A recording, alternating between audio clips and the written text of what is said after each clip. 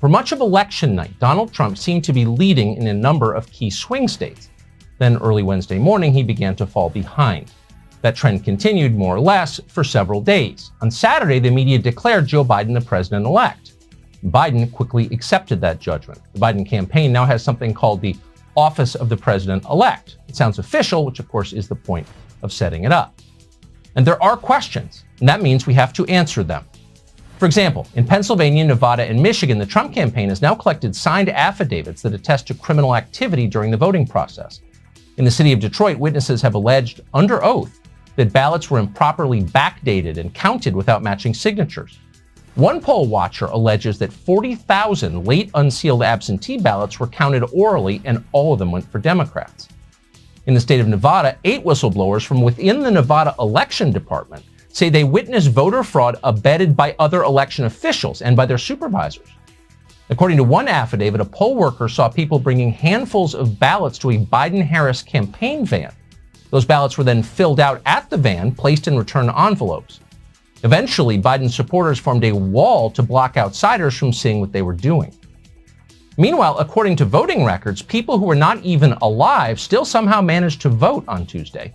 In New York, deceased voters cast absentee ballots.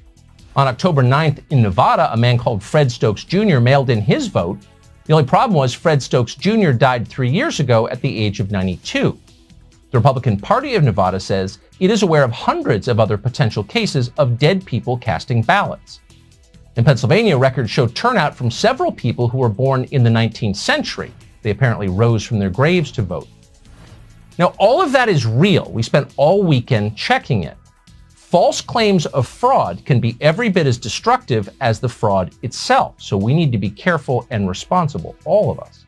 But what we just told you is true, and there's more of it. Just hours ago in the state of Georgia, an election official admitted that they will find illegal votes and double voters when they check the voter rolls. Let me be perfectly clear on another point. We are going to find that people did illegally vote. That's going to happen. There are going to be double voters. There are going to be people who did not have the qualifications of a registered voter to vote in this state. That will be found. Is it 10,353? Unlikely.